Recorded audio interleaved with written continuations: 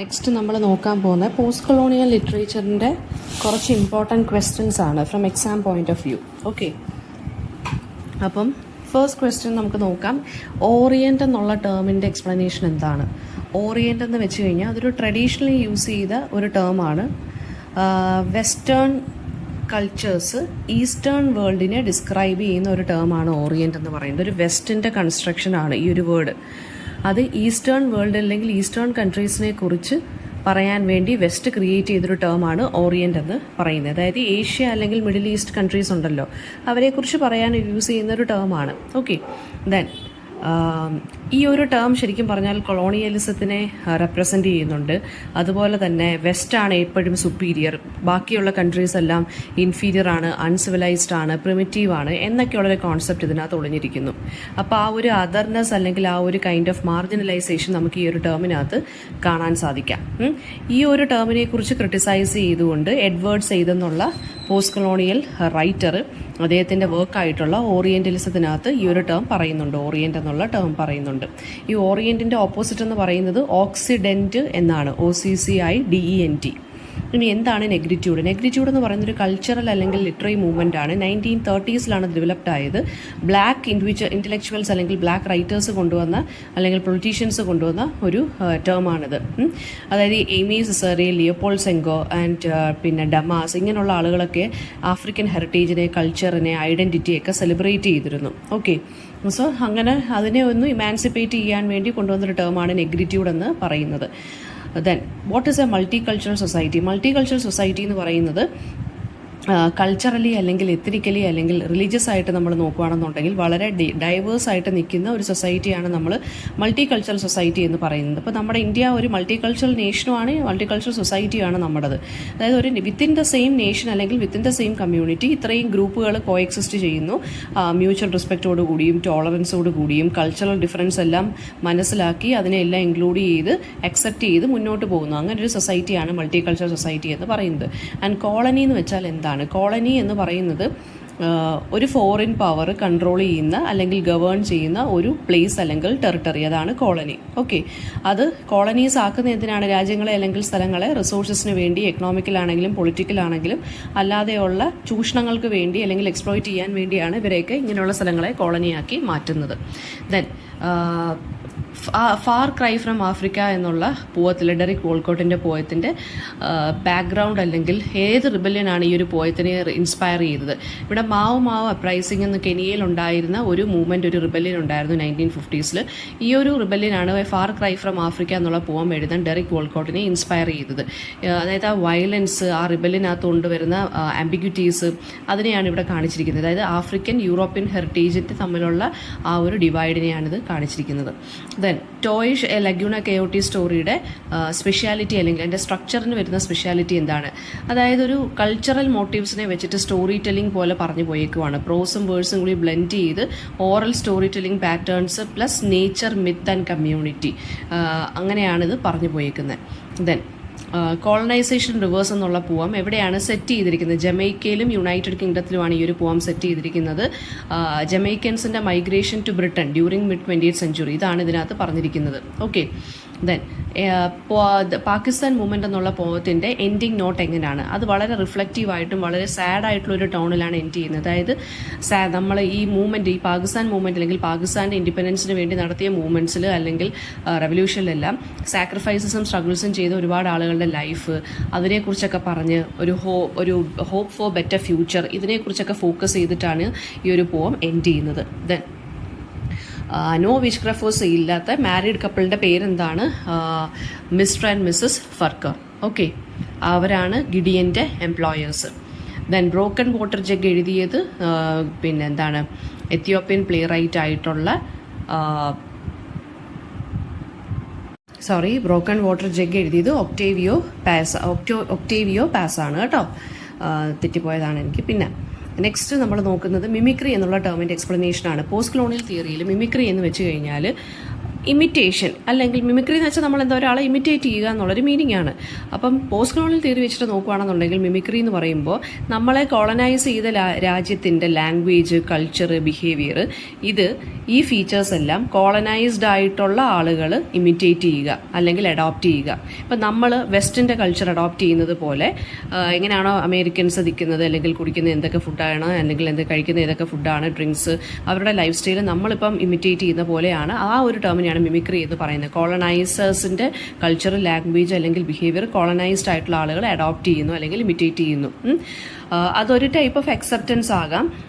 അപ്പം അതായത് നല്ല രീതിയിൽ നമ്മൾ കോളനൈസ് ആയിട്ടുള്ള ആളുകൾക്ക് നല്ല രീതിയിൽ ഇമിറ്റേറ്റ് ചെയ്യാം നമുക്ക്. ഓക്കെ, അതായത് അവരുടെ കോൺട്രഡിക്ഷൻസ് ആണെങ്കിലും അവരുടെ ആർട്ടിഫിഷ്യാലിറ്റി ആണെന്നുണ്ടെങ്കിലും. പിന്നെ ഹോമി കെ ബാബയാണ് ഈ ഒരു ടേം കുറച്ചും കൂടി ഡിസ്കസ് ചെയ്തത്. ആ ഒരു പവർ ഇംബാലൻസിനെയാണ് ഇത് കാണിക്കുന്നത്, കോളനൈസ്ഡും കോളനൈസറും തമ്മിലുള്ള. ട്രാൻസ് നാഷണലിസം എന്ന് പറയുന്നത് Inter connectedness of people, cultures and economies, അതാണ് ട്രാൻസ് നാഷണലിസം എന്ന് പറയുന്നത്. അതായത് ഷെയർഡ് ആയിട്ടുള്ള ഐഡന്റിറ്റീസ്, ഗ്ലോബൽ ഇന്ററാക്ഷൻസ്, അതായത് മൈഗ്രേഷൻ വഴി, ടെക്നോളജി വഴി, ഇന്റർനാഷണൽ റിലേഷൻസ് വഴി പല രാജ്യങ്ങളും പല ആളുകളും തമ്മിൽ കണക്ട് ചെയ്യുന്നത്. അതിനെയാണ് നമ്മൾ ട്രാൻസ് നാഷണലിസം എന്ന് പറയുന്നത്. ഇനി തേർഡ് വേൾഡ് എന്ന് വെച്ചാൽ എന്താണ്? തേർഡ് വേൾഡ് കൺട്രീസ് എന്ന് വെച്ച് കഴിഞ്ഞാൽ countries that were not aligned with capitalist west അല്ലെങ്കിൽ communist east during the cold war. Cold വാറിന്റെ സമയത്ത് വെസ്റ്റിന്റെ കൂടെയും ഈസ്റ്റിന്റെ കൂടെയും നിൽക്കാതെ മാറി നിന്ന കൺട്രീസിനെയാണ് തേർഡ് വേൾഡ് കൺട്രീസ് എന്ന് പറയുന്നത്. അതായത് ഏഷ്യയുണ്ട്, ആഫ്രിക്കയുണ്ട്, ലാറ്റിൻ അമേരിക്കൻ കൺട്രീസ്, ഇതൊക്കെയാണ് ഉള്ളത്. Then A far cry from Africa എന്നുള്ള ടൈറ്റിലിന്റെ കമന്റ് എന്താണ്? കമന്റ് ചെയ്യുക എന്നുള്ളൊരു ക്വസ്റ്റ്യൻ വരുന്നുണ്ട്. അത് ഈ ഫാർ ക്രൈ ഫ്രം ആഫ്രിക്ക പറയുന്നത് പോയിറ്റിന്റെ ഇമോഷണൽ അല്ലെങ്കിൽ ഫിസിക്കൽ ഡിസ്റ്റൻസ് ഫ്രം ആഫ്രിക്കയാണ്. ഓക്കെ, ആൻഡ് അതിന്റെ വയലന്റ് കൊളോണിയൽ ഹിസ്റ്ററിയിൽ ആ പോയറ്റ് അല്ലെങ്കിൽ ആ ആർട്ടിസ്റ്റ്, ആ റൈറ്റർ സ്റ്റിൽ എന്ത് ചെയ്യാണ്? കുരുങ്ങിക്കിടക്കുകയാണ് ചെയ്യുന്നത്. അപ്പോൾ ആ ഒരു ഇമോഷണൽ ആൻഡ് ഫിസിക്കൽ ഡിസ്റ്റൻസ് അല്ലെങ്കിൽ ഇമോഷണൽ ഫിസിക്കൽ ക്രൈയാണ് ഇവിടെ പറയുന്നത്. ആ ഒരു ഡിസ്കണക്ഷൻ അല്ലെങ്കിൽ വിഷമം, ലാമെന്റേഷനെ കുറിച്ചാണ് പറയുന്നത്. അതായത് ഈ ഓരോ വയലന്റ് ആയിട്ടുള്ള ക്രൈംസ് ആഫ്രിക്കയിൽ ഹാപ്പൻ ചെയ്തു, മാവോ അപ്രൈസിങ്, ഇങ്ങനെയുള്ള ഇന്റേണൽ കോൺഫ്ലിക്റ്റ് ഉണ്ട് സ്പീക്കറിന്റെ മൈൻഡിൽ. അതായത് ആഫ്രിക്കൻ ആൻഡ് യൂറോപ്യൻ ഹെറിറ്റേജ്, ഇയാൾ ഈ രണ്ടെണ്ണത്തിനകത്തും ഇങ്ങനെ കണക്റ്റഡ് ആണ്, ഭയങ്കര കുടുങ്ങി ട്രാപ്പായി കിടക്കുവാണ്. സോ അതാണ് ഫാർ ക്രൈ ഫ്രം ആഫ്രിക്ക എന്നുള്ള ഇത് ടൈറ്റിൽ സൂചിപ്പിക്കുന്നത്. Then how does Wide Sargasso Sea depict a sense of displacement? ഇപ്പൊ ജീൻ റൈസിന്റെ വൈഡ് സർഗാസോ സീ ആന്റോയിനറ്റിന്റെ ക്യാരക്ടറിലൂടെയാണ് ഡിസ്പ്ലേസ്മെന്റ് എന്നുള്ള ഇത് കാണിക്കുന്നത്. അതായത് അവർക്ക് എന്താ പറയാ, ഒരു കൈൻഡ് ഓഫ് ലോൺലിനെസ് അല്ലെങ്കിൽ ഏലിനേഷൻ ഫീൽ ചെയ്യുവാണ് ഫ്രം ജമൈക്കൻ സൊസൈറ്റിയിൽ നിന്നും അതുപോലെ തന്നെ യൂറോപ്യൻ ഹെറിറ്റേജിൽ നിന്നും. ആ ഒരു മിക്സഡ് റേസ് ഐഡന്റിറ്റിയിൽ നിന്ന് അവർ ഭയങ്കര ട്രാപ്ഡ് ആയിട്ട് കിടക്കുവാണ്. ഓക്കെ, അങ്ങനെ ഇവർ ഡിസ്ലൊക്കേറ്റഡ് ആയിട്ട് അല്ലെങ്കിൽ ഡിസ്പ്ലേസ്ഡ് ആയിട്ട് ഇവർക്ക് തോന്നുകയാണ് ചെയ്യുന്നത്. Then how does Ngugi wa തിയോങ്കോയുടെ establish the relation between language and culture? അതായത് ഡീകോളനൈസിങ് ദ മൈൻഡ് എന്നുള്ളതിനകത്തുനിന്ന് വന്നൊരു ക്വസ്റ്റ്യൻ ആണ്. അതായത് ലാംഗ്വേജ് എന്ന് പറയുന്നത് കൾച്ചറിനെ ഐഡന്റിറ്റിയും ക്യാരി ചെയ്യുന്ന ഒരു തിയോങ്കോ പറയുന്നത്. ആൻഡ് അവരുടെ വർക്കായിട്ടുള്ള ഡീകോളനൈസിങ് ദ മൈൻഡിനകത്ത് he actually emphasises how colonial languages like English alienate people from their heritage. അതായത് നേറ്റീവ് ലാംഗ്വേജസ് യൂസ് ചെയ്യാൻ സമ്മതിക്കാതെ ഇംഗ്ലീഷ് ലാംഗ്വേജിന്റെ ആ ഒരു ആധിപത്യം, അതുപോലെ തന്നെ എന്താണ് ഇങ്ങനെയുള്ള കാര്യങ്ങളാണ് അവിടെ ഈ ഒരു മൈൻഡിനകത്ത് പറയുന്നത്. അപ്പോൾ ഒരു ആർട്ടിക്കിളിനകത്ത് പറയുന്നത്. അപ്പോൾ ഡീകോളനൈസിംഗ് ദ മൈൻഡിനകത്ത് അവർ ശരിക്കും പറഞ്ഞാൽ നമ്മുടെ നേറ്റീവ് ലാംഗ്വേജസ് യൂസ് ചെയ്യുക, നമ്മുടെ കൾച്ചറൽ വാല്യൂസും എല്ലാം പ്രിസർവ് ചെയ്യുക, ഈ കൊളോണിയൽ ഡോമിനൻസിനെ നമ്മൾ റെസിസ്റ്റ് ചെയ്യുക, അതാണ് പറയുന്നത്. Then why does Gideon call teddy little yellow head? അതായത് ഗിഡിയൻ ടെഡിയെ വിളിക്കുന്ന ലിറ്റിൽ യെല്ലോ ഹെഡ് എന്നാണ്. എന്തുകൊണ്ടാണ് പറയുന്നത്? Because of his blonde hair, അതായത് മഞ്ഞ കളറിലെ ഹെയർ ആണ് ഈ കുട്ടിക്കുള്ളത്. അപ്പോൾ അത് ആ ഒരു സെർവൻറ്റും കോളനൈസറിന്റെ ചൈൽഡും തമ്മിലൊരു അൺഈക്വൽ ആയിട്ടുള്ള റിലേഷൻഷിപ്പിനെ ഇത് കാണിക്കുന്നുണ്ട്. അത് നിക് നെയിമാണ് കേട്ടോ. അത് റേഷ്യൽ ആൻഡ് കൾച്ചറൽ ഡിഫറൻസിനെയാണ് അത് ശരിക്കും പറഞ്ഞാൽ ഡീപ്പായിട്ട് കാണിക്കുന്നത്. എന്താണ് അപ്രോപ്രിയേഷൻ? അതൊരു പോസ്റ്റ് കൊളോണിയൽ കോണ്ടെക്സ്റ്റിൽ വരുന്ന ടേമാണ്. അതായത് അപ്രോപ്രിയേഷൻ എന്ന് വെച്ച് കഴിഞ്ഞാൽ adoption of elements from the colonisers culture by the colonised. നമ്മൾ നേരത്തെ പറഞ്ഞ മിമിക്രി പോലെ തന്നെയാണ് അപ്രോപ്രിയേഷനും. നമ്മൾ കോളനൈസറിന്റെ കൾച്ചറിൽ നിന്ന് എലിമെന്റ്സ് അഡോപ്റ്റ് ചെയ്യുന്നു. ഓക്കെ, അതിനെ നമ്മൾ ഇന്റർപ്രിറ്റ് ചെയ്യുന്നു. എന്തിനു വേണ്ടിയാണ് ശരിക്കും പറഞ്ഞു കഴിഞ്ഞാൽ നമ്മളത് നമ്മുടെ പവർ ഒന്ന് കാണിക്കാൻ വേണ്ടി അല്ലെങ്കിൽ നമ്മുടെ റെസിസ്റ്റൻസ് കാണിക്കാൻ വേണ്ടി നമ്മളതിനെ റീഇന്റർപ്രിറ്റ് ചെയ്യുകയോ അല്ലെങ്കിൽ നമ്മളതിനെ അഡോപ്റ്റ് ചെയ്യുകയോ ചെയ്യുകയാണ്. ഓക്കെ, ദെൻ കോളനൈസേഷൻ റിവേഴ്സ് എന്നുള്ള വർക്കിനകത്ത് നിന്നുള്ള സോഷ്യൽ ആൻഡ് ഹിസ്റ്റോറിക്കൽ കോണ്ടെക്സ്റ്റ് എന്താണ്? അപ്പോൾ അതിനകത്ത് പറയുന്നത് ജമൈക്കൻസിൻ്റെ മൈഗ്രേഷൻ പറയുന്നുണ്ട് ബ്രിട്ടനിലോട്ടുള്ള. അതുപോലെ തന്നെ എന്താണ് ഹ്യൂമറസ്ലി ഇത് ക്രിട്ടിസൈസ് ചെയ്യുന്നത് ഈ ബ്രിട്ടീഷ് എംപയറിൻ്റെ ആ ഒരു റൂൾ കൊണ്ടുണ്ടായ കോൺസിക്വൻസസിനെ കുറിച്ച്, ജമൈക്കൻ പീപ്പിളിൻ്റെ ആ ഒരു റെസിസ്റ്റൻസിനെ കുറിച്ചും ബ്രിട്ടീഷ് കൾച്ചറിൻ്റെ ഇൻഫ്ലുവൻസിനെ കുറിച്ചുമാണ് ഇത് പറയുന്നത്. Then Why does Rochester insist on staying married to Antoinette in part 2 of White Sargasso Sea? അപ്പോൾ അതായത് റോച്ചസ്റ്റർ ആൻറ്റോയിനറ്റിനെ എന്തുകൊണ്ടാണ് മാരീഡ് ആയിട്ട് തന്നെ സ്റ്റിൽ മാരീഡ് ആയിട്ട് തന്നെ നിൽക്കുന്നത് എന്താണെന്ന് വെച്ച് കഴിഞ്ഞാൽ ഈ ഫിനാൻഷ്യൽ അല്ലെങ്കിൽ സൊസൈറ്റൽ പ്രഷർ കൊണ്ടാണ്. അതായത് അവർ കല്യാണം കഴിക്കുവാണെങ്കിൽ അവളുടെ ഇൻഹെറിറ്റൻസും കൂടി ഇയാൾക്ക് കിട്ടും. അപ്പം അതുകൊണ്ടാണ്. ഓക്കെ, അതായത് അതുപോലെ തന്നെ ഈ ഫിനാൻഷ്യൽ പ്രഷറും സൊസൈറ്റിയുടെ പ്രഷറും കൊണ്ടാണ് ഇവളെ കളയാതെ ഇയാൾ കല്യാണം കഴിച്ച് ഇങ്ങനെ നിർത്തിയിരിക്കുന്നത്. ആൻഡ് ഇയാൾക്കൊരു കൺട്രോളിങ് അല്ലെങ്കിൽ സുപ്പീരിയർ നേച്ചറുണ്ട്. ഇയാളുടെ ആ കൊളോണിയൽ മൈൻഡ് സെറ്റിൽ നിന്നാണ് ഇത് വന്നിരിക്കുന്നത്. സോ അതുകൊണ്ടാണ് ഇവൾക്ക് ഇൻഡിപെൻഡൻസ് കൊടുക്കുക. അതായത് കല്യാണത്തിൽ നിന്ന് ഇവരെ ഉപേക്ഷിച്ച് കഴിഞ്ഞാൽ അവർക്ക് ഇൻഡിപെൻഡൻസ് അല്ലെങ്കിൽ ഫ്രീഡം കിട്ടുമല്ലേ. സോ അത് ഇയാൾക്ക് സഹിക്കാൻ പറ്റുന്നില്ല. Then comment on the historical background of A far cry from Africa. Historical background പറയുവാണെങ്കിൽ മാവോ അപ്രൈസിങ് കെനിയയിലുള്ള ആ ഒരു കാര്യത്തിനെ കുറിച്ചാണ് പറയുന്നത്. അതുപോലെ തന്നെ മാവോ അപ്രൈസിങ് വെച്ചാൽ റിബലിൻ അഗെയിൻസ്റ്റ് ബ്രിട്ടീഷ് കൊളോണിയൽ റൂളാണ്. ഡെറിക് വോൾക്കോട്ട് ഇവിടെ ക്രിട്ടിസൈസ് ചെയ്യുന്നത് ആ കോൺഫ്ലിക്റ്റിൻ്റെ വയലന്റ് നേച്ചറിനെ കുറിച്ചും കൊളോണിയലിസത്തിനെ കുറിച്ചുള്ള ഒരു ആംബിഗ്വിറ്റിയെ കുറിച്ചൊക്കെയാണ് പറയുന്നത്. അയാളുടെ ആ ഒരു കോംപ്ലക്സ് ഐഡന്റിറ്റിയെ കുറിച്ചൊക്കെയാണ് ഇതിനകത്ത് പറയുന്നത്. ആൻഡ് കോറ എന്ന് പറഞ്ഞ figure in Wide Sargasso Sea, അതിനെക്കുറിച്ച് പറയാനാണ് പറയുന്നത്. അത് ആൻറ്റോയിനറ്റിനെ പ്രൊട്ടക്ട് ചെയ്യുകയും സ്റ്റേബിൾ ആക്കുകയൊക്കെ ചെയ്യുന്ന ഇവരാണ് ചൈൽഡ്ഹുഡ് സമയത്ത്. അൺലൈക്ക് അതർ ക്യാരക്ടേഴ്സ് അവർ ആൻറ്റോയിനറ്റിൻ്റെ സ്ട്രഗിളിനെ മനസ്സിലാക്കുന്നുണ്ട്, സെൻസിറ്റീവ് ആവുന്നുണ്ട്. ആൻഡ് ഒരു മെറ്റേണൽ ഫിഗർ പോലെയാണ് ഇവരെന്ന് പറയുന്നത്. ആൻഡ് പാകിസ്ഥാൻ മൂവ്മെന്റ് എന്നുള്ള പോം എന്തിനെക്കുറിച്ചുള്ളതാണ്? ഹിസ്റ്റോറിക്കൽ അല്ലെങ്കിൽ emotional journey of the struggle for Pakistan's independence in 1947. അതാണ് ഇതിന്റെ തീം, എബിൻ സ്റ്റോറി എന്ന് പറയുന്നത്. സാക്രിഫൈസ്, ഡിസ്പ്ലേസ്മെന്റ്, ഹോപ്പ്, ഇതിനെക്കുറിച്ചൊക്കെയാണ് ഇത് പറയുന്നത് പാർട്ടീഷന്റെ സമയത്തുള്ള. പിന്നെ പോസ്റ്റ് കൊളോണിയൽ റൈറ്ററായിട്ട് എങ്ങനെയാണ് ഗുഗി വോക് തിയോങ്കോ മാറുന്നത്? ഒരു കെനിയൻ പോസ്റ്റ് കൊളോണിയൽ റൈറ്ററാണ്, തിയറിസ്റ്റാണ്. ആൻഡ് ഡീകോളനൈസിങ് ദ മൈൻഡ് ഒക്കെ ഇവരുടെ ഇമ്പോർട്ടൻ്റ് ആയിട്ട് വർക്കാണ് ഇയാളുടെ. ആൻഡ് നേറ്റീവ് ലാംഗ്വേജിൽ എഴുതുക, റെസിസ്റ്റൻസ്, ഐഡന്റിറ്റി അല്ലെങ്കിൽ ലിബറേഷൻ, ഈ 3 കാര്യങ്ങളെയാണ് ഇദ്ദേഹം ഫോക്കസ് ചെയ്യുന്നത്. എന്താണ് പോസ്റ്റ് കൊളോണിയാലിറ്റി? പോസ്റ്റ് കൊളോണിയാലിറ്റി എന്ന് വെച്ച് കഴിഞ്ഞാൽ ഒരു കണ്ടീഷനാണ്. അതായത് ഈ കൊളോണിയൽ റൂള് എൻഡ് ചെയ്യുമ്പോൾ കോളനൈസ്ഡ് സൊസൈറ്റിയിൽ നിന്ന് എമർജ് ചെയ്യുന്ന ഒരു കൈൻഡ് ഓഫ് കണ്ടീഷനാണ് പോസ്റ്റ് കൊളോണിയാലിറ്റി എന്ന് പറയുന്നത്. അതായത് കൊളോണിയലിസത്തിൻ്റെ ലാസ്റ്റിംഗ് ഇമ്പാക്റ്റ് കൾച്ചറിൽ, പൊളിറ്റിക്സിൽ, ഐഡന്റിറ്റിയിൽ എങ്ങനെയൊക്കെയാണ്, അതിനെക്കുറിച്ചുള്ള ഒരു എക്സാമിനേഷനാണ് പോസ്റ്റ് കൊളോണിയാലിറ്റി എന്ന് പറയുന്നത്. ഇനി ആരാണ് പിയറി കോസ്വേ? അത് വൈഡ് സർഗാസോ സീയിലെ ആൻറ്റോയിനറ്റിൻ്റെ സ്റ്റെപ്പ് ബ്രദറാണ് കേട്ടോ. അവരുടെ ഗ്രീഡ് അല്ലെങ്കിൽ എക്സ്പ്ലോയിറ്റേഷനെയാണ് കാണിക്കുന്നത്. ബാക്കിയുള്ളവരിൽ നിന്ന് അഡ്വാൻറ്റേജസ് എടുത്തൊരു സൂപ്പർഫിഷ്യൽ ആയിട്ടുള്ളൊരു ക്യാരക്ടറാണ് ഇയാൾ. Then describe the concept of hybridity in Derek Walcott's a far cry from Africa. Hybridity എന്താണെന്ന് ആദ്യമേ എഴുതിയിട്ട് വേണം ഇത് പറയാൻ. ഹൈബ്രിഡിറ്റി വോൾക്കോട്ടിന്റെ പോയത്തിനകത്ത് എങ്ങനെയാണ് പറയുന്നതെന്ന് വെച്ച് കഴിഞ്ഞാൽ സ്പീക്കറിന്റെ ഐഡന്റിറ്റിയിലൂടെയാണ്. സ്പീക്കർ എന്ന് പറയുന്ന ആഫ്രിക്കൻ ആൻഡ് യൂറോപ്യൻ ഹെറിറ്റേജിൽ ഇങ്ങനെ ട്രാപ്ഡായി കിടക്കുന്ന വ്യക്തിയാണ്. അപ്പം പോയം കൊളോണിയൽ ലെഗസീസിനെ കുറിച്ചും പറയുന്നുണ്ട്, ഈ ഒരു കൾച്ചറൽ ബ്ലെൻഡിങ്ങിനെ കുറിച്ചും പറയുന്നുണ്ട്, ഈ ഒരു ടെൻഷൻ പറയുന്നുണ്ട്, ബ്യൂട്ടി ആൻഡ് കോൺഫ്ലിക്റ്റിനെ കുറിച്ച്, ഈ ഒരു ഡുവാലിറ്റിയിലുള്ള കാര്യങ്ങൾ പറയുന്നുണ്ട്. And why is Antoinette called a white cockroach? Because white cockroach എന്ന് പറയുന്ന ഡെറഗേറ്ററി ടേമാണ്. ബ്ലാക്ക് ജമൈക്കൻസ് അവരുടെ ക്രിയോൾ ഐഡന്റിറ്റി, അവരുടെ ഐഡന്റിറ്റിയെ കാണിക്കാൻ വേണ്ടി യൂസ് ചെയ്യുന്നതാണ് വൈറ്റ് കോക്രോച്ച് എന്ന് പറയുന്നത്. അതായത് both black and white communities reject ചെയ്തിട്ടേക്കുമാണ് ഈ ഒരു ക്യാരക്ടറിനെ, ആൻറ്റോയിനറ്റിനെ. സോ അവരുടെ ആ ഏലിയേഷൻ പ്രെജുഡിസിനെ കാണിക്കാൻ വേണ്ടിയാണ് ഈ ഒരു ടേം യൂസ് ചെയ്യുന്നത്. എവിടെയാണ് ഗബൂറ ലൊക്കേറ്റ്? അടുത്ത ക്വസ്റ്റ്യൻ, വേർ ഇസ് ഗബൂറ located and is there any myth associated with it? ഗബൂറ എന്ന് പറയുന്ന ഒരു സീക്രട്ട് സൈറ്റാണ് അബോർജിനൽ ഓസ്ട്രേലിയയിലെ. അത് ഉഡ്ഗുരു നൂലുക്കലിന്റെ പോമായിട്ടുള്ള ഗബൂറ ദ സൈലന്റ് പൂളിനകത്ത് അതിനെക്കുറിച്ച് പറയുന്നുണ്ട്. അതിന്റെ മിത്ത് എന്ന് വെച്ച് കഴിഞ്ഞാൽ എന്താണ്? ആൻസസ്ട്രൽ സ്പിരിറ്റ്സും ഒക്കെ ഇൻവോൾവ് ആയിരിക്കുന്ന ഒരു സ്ഥലമാണ്. അപ്പോൾ അതിന്റെ കോളനൈസേഷന് ശേഷം അതിൻ്റെ ഒരു കൾച്ചറൽ സിഗ്നിഫിക്കൻസ് എല്ലാം നഷ്ടമാവുകയാണ്. അതിൻ്റെ ട്രഡീഷനും സേക്രഡ്നെസ്സും എല്ലാം നഷ്ടമായിക്കൊണ്ടിരിക്കുകയാണ്. സോ അതിനെക്കുറിച്ചാണ് ഈ ഒരു പോം പറയുന്നത്.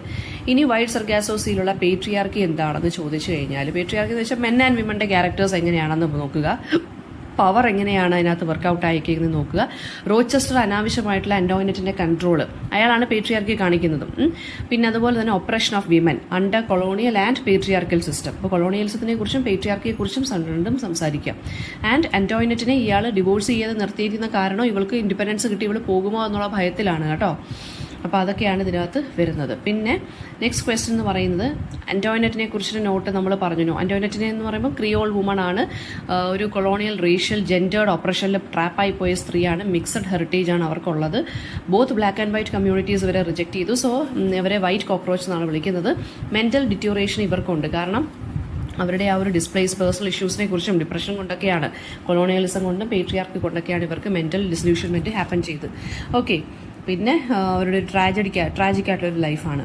Then 5 aboriginal children in stolen. Jane ഹാരിസന്റെ പ്ലേ ആയിട്ടുള്ള സ്റ്റോളനകത്ത് 5 അബോറിജിനൽ ചിൽഡ്രനെ കുറിച്ച് പറയുന്നുണ്ട്. Anne, Ruby, Jimmy, Sandy and Shirley. അത് ഓസ്ട്രേലിയയിലുള്ള സ്റ്റോളൻ ജനറേഷൻസിനെ റെപ്രസെന്റ് ചെയ്യുവാണ്. ആ ട്രോമ ഫേസ് ചെയ്തിട്ടുള്ള കുട്ടികളാണ്. ഈച്ച് ക്യാരക്ടറിന് ഓരോ സ്റ്റോറിയാണുള്ളത്. അവരുടെ ഫാമിലിയിൽ നിന്നും കൾച്ചറിൽ നിന്നും ഒക്കെ അവർ ഫോഴ്സ്ഫുൾ ആയിട്ട് സെപ്പറേറ്റഡ് ആയത് എങ്ങനെയാണെന്നുള്ള കാര്യമാണ് ഇവർ ഇത്രയും പേരും പറയുന്നത്. ദെൻ നൂലുക്കലിന്റെ ഗുബൂറ ദ സൈലന്റ് പൂളിനകത്ത് ഈ അബോറിജിനൽ കൾച്ചറിന്റെ ലോസിനെ കുറിച്ചുള്ളൊരു ലെമന്റേഷനാണ് ഇത് പറയുന്നത്. അപ്പോൾ അതെങ്ങനെയാണ് പറയുന്നത് വെച്ച് കഴിഞ്ഞാൽ ഇവരുടെ ഈ ഒരു ഗുബൂറ ദ സൈലന്റ് പൂൾ എന്നുള്ള ആ ഒരു സേക്രഡ് സൈറ്റിനെ ഡിസ്ട്രോയ് ചെയ്തിരിക്കുകയാണ് ആര്, നമ്മുടെ കോളനൈസ്ഡ് ആയിട്ടുള്ള എന്താ പറയുക കോളനൈസേഴ്സ്. അവിടെ ഗാർബേജ് ഡംപിങ് ഗ്രൗണ്ടായിട്ട് അതിനെ അങ്ങ് മാറ്റി യൂറോപ്യൻ സെറ്റിലേഴ്സ്. സോ ആ ഒരു സ്ഥലം നല്ല രീതിയിൽ ഡിസ്ട്രോയിഡ് ആയിട്ടിരിക്കുവാണ്. അപ്പോൾ അതിൻ്റെ ആ ഒരു ഡിസ്ട്രക്ഷനും കാര്യങ്ങളും ഇവരുടെ ട്രഡീഷനൊക്കെ ഇവർക്ക് നഷ്ടപ്പെട്ടു, കൾച്ചറൊക്കെ ഇവർക്ക് നഷ്ടപ്പെട്ടു, സേക്രഡ് ആയിട്ടുള്ള കാര്യങ്ങളെല്ലാം ഇവരെ യൂറോപ്യൻസ് നശിപ്പിച്ചു എന്നുള്ള കാര്യമാണ് ഇതിനകത്ത് ഡിസ്കസ് ചെയ്യുന്നത്. Then why didn't Gideon reveal his cure? No which craft for സെയിലിനകത്ത് ഡോറിസ് ലെസിങ്ങിന്റെ വർക്കിനകത്ത് ഗിഡിയൻ എന്തുകൊണ്ടാണ് ഈ ഹെർബൽ ക്യൂർ പറഞ്ഞു കൊടുക്കാത്തത്, അതിന്റെ റിവീൽ ചെയ്യാത്ത എന്താണ് ഫർക്കോസ്? Because he wanted to protect the secret knowledge of his people. അതുകൊണ്ടാണ്. കാരണം എന്തിനേയും കൊമേഴ്ഷ്യലൈസ് ചെയ്യാൻ വേണ്ടി പിന്നെ നിൽക്കുന്ന യൂറോപ്യൻ സെറ്റിലേഴ്സിന്റെ അടുത്ത് ഈ ഒരു ഹെർബൽ ക്യൂർ ഇയാൾക്ക് പറയണ്ട. കാരണം ഇയാളുടെ ആളുകളുടെ കമ്മ്യൂണിറ്റിയിലുള്ള ആളുകളുടെ സീക്രട്ട് നോളജ് ആണ് ഇത്. അത് ഇയാൾക്ക് പറയാൻ താല്പര്യമില്ല. ആ കൊളോണിയൽ എക്സ്പ്ലോയിറ്റേഷനെ കുറിച്ചാണ് പറയുന്നത്. ഈ ഇൻഡിജിനിയസ് ആയിട്ടുള്ള റിസോഴ്സസിനെയും ട്രഡീഷനെയും എന്താ പറയുക കോളനൈസേഴ്സ് വന്ന് എക്സ്പ്ലോയിറ്റ് ചെയ്യുകയാണ് ചെയ്യുന്നത്. അപ്പം ആ ഒരു വെസ്റ്റേൺ സയന്റിഫിക് അതോറിറ്റിയാണ് ഈ ഒരു ഈ ഒരു വർക്ക് കാണിക്കുന്നത്. ഓക്കെ. ദെൻ ഡയസ്പോറയെ കുറിച്ചും സെൻസ് ഓഫ് ഡിസ്പ്ലേസ്മെന്റിനെ കുറിച്ചുമാണ് പറയുന്നത്. ഡയസ്പോറ എന്ന് വെച്ചാൽ ആളുകളെ അവരുടെ ഹോംലാൻഡിൽ നിന്ന് അവർ മാറി വേറെ സ്ഥലത്ത് പോയി താമസിക്കുന്നു. ഓക്കെ, അതാണ് ഡയസ്പോറ എന്ന് പറയുന്നത്. അപ്പോൾ അവർക്ക് ഏലിനേഷൻ, ലോസ് ഓഫ് ഐഡന്റിറ്റി, ഈ നൊസ്റ്റാൾജിയ, ഹോം സിക്നസ്, ഇങ്ങനെയുള്ള കാര്യങ്ങളൊക്കെ അവർക്ക് വരും. അപ്പോൾ ഈ ഡയസ്പോറിക് കമ്മ്യൂണിറ്റീസ് അല്ലെങ്കിൽ ഇങ്ങനെയുള്ള ആളുകൾക്ക് ഹൈബ്രിഡ് ഐഡന്റിറ്റീസ് ആണ്, മിക്സ്ഡ് ഐഡന്റിറ്റീസ് ആണുള്ളത്. അവരുടെ ഹോംലാൻഡിന്റെയും അവരുടെ പുതിയ എൻവയോൺമെന്റിന്റെ ഐഡന്റിറ്റീസ് ഇവർക്ക് ഉണ്ട്. അത് ഇവർക്കൊരു നല്ല രീതിയിലുള്ള ഒരു ചലഞ്ചാണ്. പിന്നെ സ്റ്റോളൻ എന്നുള്ള ഇതിനകത്ത് ആനിന്റെ ക്യാരക്ടർ എങ്ങനെയാണ്? ഒരു കോംപ്ലക്സ് ക്യാരക്ടറാണ്. വൈറ്റ് അഡോപ്റ്റീവ് ഫാമിലിയിൽ നല്ല രീതിയിൽ ഇവർ അഡാപ്റ്റ് ചെയ്യുന്നുണ്ട്. പക്ഷേ internally she struggling because of her aboriginal heritage. അപ്പോൾ ഇവരുടെ സ്റ്റോറി കാണിക്കുന്നതെന്ന് വെച്ച് കഴിഞ്ഞാൽ ശരിക്കും പറഞ്ഞാൽ ഡുവൽ ഐഡന്റിറ്റിയാണ് കാണിക്കുന്നത്. അവൾക്ക് അവളുടെ കൾച്ചറൽ റൂട്ട്സിലോട്ട്, യഥാർത്ഥ ലാൻഡിലോട്ട് പോവുകയും വേണം, എന്നാൽ ഇവളുടെ കമ്മ്യൂണിറ്റിയിൽ നിന്ന് എലിനേറ്റഡുമാണ്. പുതിയൊരു സ്ഥലത്ത് അവൾക്ക് അഡാപ്റ്റ് ചെയ്യാൻ പെടുന്ന പാടുമാണ് ഇതിനകത്ത് പറഞ്ഞു പോയേക്കുന്നത്. Then how is a speaker affected by rain in night rain? ഇപ്പോൾ JP ക്ലർക്കിൻ്റെ നൈറ്റ് റെയിൻ എന്നുള്ളതിനകത്ത് വർക്കിനകത്ത് എന്താ പറയുന്നത്? ആ ഒരു കണ്ടിന്യൂസ് ആയിട്ട് വരുന്ന റെയിനെ കുറിച്ചാണ് പറയുന്നത്. ആ റെയിൻ ചൈൽഡ്ഹുഡ് ഡിസ്കംഫോർട്ട് അല്ലെങ്കിൽ ആ കമ്മ്യൂണൽ സ്ട്രഗിൾസിനെ കുറിച്ചും ലീക്കി ഹോമിനെ കുറിച്ചുള്ള മെമ്മറീസ് ആണ് ഇയാൾക്ക് നിൽക്കുന്നത്. അപ്പോൾ റെയിൻ എന്ന് പറയുന്നത് നൊസ്റ്റാൾജി അല്ലെങ്കിൽ ഡിഫിക്കൽട്ടീസ്, ഇയാളുടെ ലൈഫിലെ ഡിഫിക്കൽട്ടീസിനെയാണ് അല്ലെങ്കിൽ ഹാർഡ്ഷിപ്സിനെയാണ് ഇത് കാണിക്കുന്നത്. Then style of language and use of linguistic devices in colonisation reverse. അപ്പോൾ ഈ ലൂയി ബെനറ്റിൻ്റെ കോളനൈസേഷൻ റിവേഴ്സ് എന്നുള്ളതിനകത്ത് എന്താ പറയുക, ജമൈക്കൻ പീപ്പിളിനെ കുറിച്ചാണ് പറഞ്ഞിരിക്കുന്നത്. അല്ലെങ്കിൽ ജമൈക്കൻ പെത്തോയിസ് എന്ന് പറഞ്ഞ ഒരു ലാംഗ്വേജ് അല്ലെങ്കിൽ ഒരു ഇതാണ് ലിംഗ്വിസ്റ്റിക് ഡിവൈസ് ആണ് യൂസ് ചെയ്തിരിക്കുന്നത്. ഹ്യൂമർ, ഐറണി, റെപ്പറ്റീഷൻ ഇതൊക്കെയാണ് ഇതിനകത്തുള്ളത്. ബ്രിട്ടീഷ് കൊളോണിയലിസത്തിനെയൊക്കെ ക്രിട്ടിസൈസ് ചെയ്യുന്നുണ്ട്. ജമൈക്കൻ മൈഗ്രേഷൻ ടു ബ്രിട്ടൻ അതിനെക്കുറിച്ചൊക്കെ പറയുന്നുണ്ട്. ഇൻഫോർമൽ ടോണിലാണ് ഇത് എഴുതിയിരിക്കുന്നത് കേട്ടോ. Then cultural clash in No which craft for Sale. അപ്പോൾ കൾച്ചറൽ ക്ലാഷ് എന്ന് പറയുമ്പോൾ ഈ ഫക്വേഴ്സും അവരുടെ ആഫ്രിക്കൻ സെർവൻ്റ് ആയിട്ടുള്ള ഗിഡിയനും തമ്മിലുള്ളതാണ് കൾച്ചറൽ ക്ലാഷ്. അതായത് മറ്റേ ഹെർബൽ കാര്യം പറയുക, വെസ്റ്റേൺ സയന്റിഫിക് അതോറിറ്റിയെക്കുറിച്ച് പറയുക, ഇൻഡിജിനസ് നോളജിനെ എക്സ്പ്ലോയിറ്റ് ചെയ്യാൻ വരുന്ന കാര്യം പറയുക. ഇവർ സേക്രഡായിട്ട് കാണുന്ന മറ്റു പല എല്ലാ കാര്യത്തിനെയും യൂറോപ്യൻ സെറ്റിലേഴ്സ് വന്ന് എക്സ്പ്ലോയിറ്റ് ചെയ്ത് കൊണ്ടുപോവാണ് ചെയ്യുന്നത്. ആ ടെൻഷൻ്റെ കാര്യം പറയുക, കൾച്ചറൽ പ്രിസർവേഷൻ്റെ കാര്യവും പറയുക. ദെൻ അഡീഷയുടെ the danger of a single സ്റ്റോറിയുടെ സെൻട്രൽ ഐഡിയ എന്താണ്? അതായത് ഈ how dominant narratives about people, culture or nation it can create stereotypes and limit understanding. Okay, അതിനെക്കുറിച്ചാണ് ഇതിനകത്ത് പറയുന്നത്. ദെൻ വൈഡ് സർഗാസോസി എന്ന് പറയുന്നത് വിക്ടോറിയൻ ഫിക്ഷൻ്റെ റീറൈറ്റിംഗ് ആവുന്നത് എങ്ങനെയാണ്? അപ്പോൾ ഇവിടെ പറയുകയാണെന്നുണ്ടെങ്കിൽ ഇറ്റ് ഇസ് അപ്പോൾ ഷാർലറ്റ് ബ്രോണ്ടയുടെ ജെയിൻ അയർ എന്നുള്ള നോവലിൻ്റെ ഒരു പ്രീക്വലായിട്ട് നമുക്കിതിനെ കൺസിഡർ ചെയ്യാം. അതുപോലെ തന്നെ റാഡിക്കലി ഇതിനെ എന്താണ് റീഇൻ്റർപ്രറ്റ് ചെയ്യുവാണ് ഈ ഒരു നോവലിനെ. അപ്പോൾ ജീൻ റൈസ് ശരിക്കും പറഞ്ഞാൽ ബെർത്ത മേസൺ എന്ന് പറഞ്ഞ് സൈഡ് ലൈൻ ആയ ആ ക്യാരക്ടറിനെ റീനെയിം ചെയ്ത് അൻറ്റോയിനറ്റ് എന്നാക്കി അവൾക്കൊരു വോയിസ് കൊടുത്തേക്കുവാണ്. അവരുടെ ബാക്ക് സ്റ്റോറി എന്താണ്, അവരുടെ മാഡ്നസ്സിലോട്ട് അവർ വരാനുള്ള കാരണം എന്താണ്, കൊളോണിയലിസം, പേട്രിയാർക്കി, റേഷ്യൽ ഹൈറാർക്കി, ഇതിനെക്കുറിച്ചൊക്കെയാണ് ഈ നോവൽ ക്രിട്ടിസൈസ് ചെയ്യുന്നത്. അതിനെ ഒരു post colonial and feminist feminist പെർസ്പെക്റ്റീവിലാണ് ഈ ഒരു നോവലിനെ കുറിച്ച് എഴുതിയിരിക്കുന്നത്. പിന്നെ ലാംഗ്വേജ് ഓഫ് ആഫ്രിക്കൻ ലിറ്ററേച്ചറിലെ അതെന്താണ് പറയുന്നത്, പൊളിറ്റിക്സ് ഓഫ് ലാംഗ്വേജ് എന്താണ്, അത് കൊളോണിയൽ ലാംഗ്വേജസിൻ്റെ യൂസിനെ കുറിച്ചാണ് പറഞ്ഞിരിക്കുന്നത് ആഫ്രിക്കൻ ലിറ്ററേച്ചറിൽ. ഇത് ആഫ്രിക്കൻ ലിറ്ററേച്ചറിലാണെന്നുണ്ടെങ്കിൽ ആഫ്രിക്കൻ ലാംഗ്വേജസിൽ എഴുതുക, എന്തുകൊണ്ട് പിന്നെ ഇംഗ്ലീഷ് ലാംഗ്വേജ് യൂസ് ചെയ്യുന്നു, ഇൻഡിജിനിയസ് ലാംഗ്വേജസ് എന്തുകൊണ്ട് യൂസ് ചെയ്യുന്നില്ല, അത് യൂസ് ചെയ്താലല്ലേ നമ്മുടെ കൾച്ചർ പ്രിസർവ് ചെയ്യാൻ പറ്റത്തുള്ളൂ, കൊളോണിയൽ ഡോമിനേഷനെതിരെ റെസിസ്റ്റ് ചെയ്യാൻ പറ്റത്തുള്ളൂ. സോ ലാംഗ്വേജ് എന്ന് പറയുന്നത് എന്താണ്, ടൂൾ ഓഫ് ഒപ്രഷനാണ്, അതുപോലെ തന്നെ ഐഡന്റിറ്റി വീണ്ടെടുക്കാനുള്ളൊരു കാര്യം കൂടി ആണെന്നാണ് പറയുന്നത്.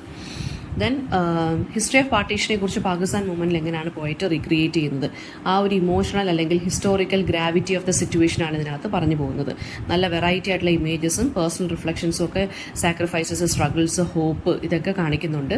ഐഡൻറ്റിറ്റി എന്താണ്, റെസിസ്റ്റൻസ് എന്താണ്, ആ ഒരു നേഷൻ്റെ തന്നെ കളക്റ്റീവ് മെമ്മറി എന്താണെന്നൊക്കെ പറഞ്ഞു പോകുന്നുണ്ട്. Then language as a tool of resistance in Derek Walcott's poetry.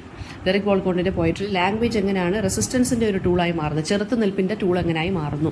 Derek വോൾക്കോട്ടിൻ്റെ പോയട്രിയിൽ often he uses language to resist colonial narratives and assert Caribbean identity. ഇംഗ്ലീഷും ക്രിയോൾ ഡയലക്ട്സും കൂടെ മിക്സ് ചെയ്തിട്ടാണ് ഇത് എഴുതുന്നത്.